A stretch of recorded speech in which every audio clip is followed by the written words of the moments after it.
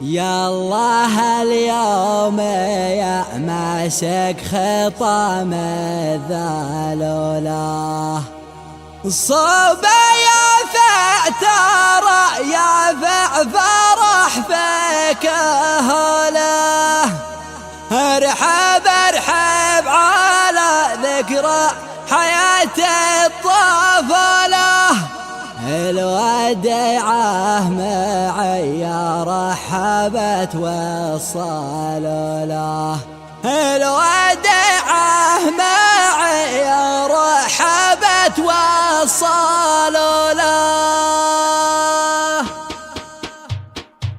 يالله اليوم يا مسخ خطام الدلوله صوب يافع ترى يافع فرح فيك هله ارحب ارحب على ذكرى حياة الطفولة الوديعة معي رحبت وصلوا له يا هلا فيك حيا من سبقنا رسوله بالحكم والعبر اصل العرب يشهدوا له ايش مقاله يبقى الامر امره وقوله سجلوا له على باب اليمن سجلوا له قال ابو قاصد البداع قد هي مقوله من تكلم بكلمة حق من الشحوله والمثل قال من شل الثقل والحموله يضرب العذر لو ما شلته شي رجوله من يعول على الزلة ما بتعوله غير دور البلا والخارجة عن حلوله في زمن جارت ايامه وغابوا عدوله يا ولد امرنا لله والحول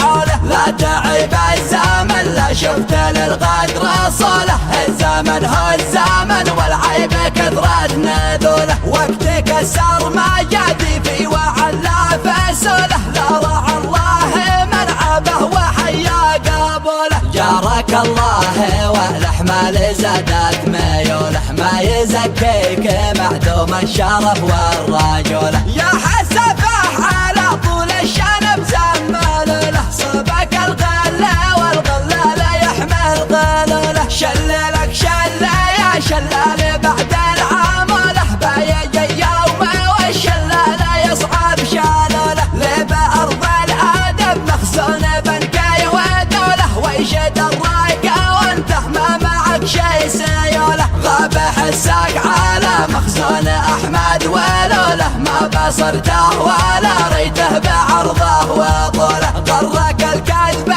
من جوله بجوله لجوله اضبط الطبله يا طباله كثر الطبوله من جاهلني جاهل قاموس تدهي فصوله ان طلع لي طلع ولا حسبنا نزوله قصر العقل والتفكير ما شفت زوله ما وصلني ولا يمكن يحقق وصوله من توا شيحه كلمتي سيبقى ذهوله كل ما شافه ابداع نطق يا لهوله قمة الفخر حيث الطلب ما يطوله ما مع حيله يرقى له ولا هو كافوله اعذروني اذا طش القلم من رافوله يجهل العلم من جهل النفوس الجاهوله طوله ويا طوله وما شي سابوله يرحم الله من جابه ويرحم قاتوله ما اخذني لذكر الطينه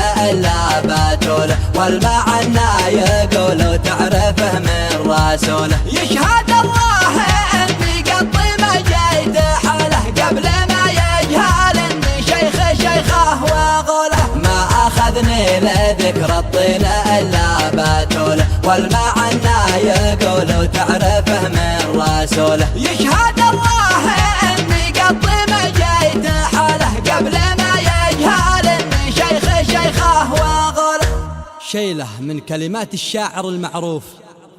أبو قاصد أحمد القاصدي اليافعي. أداء الشاعر أبو حنظلة.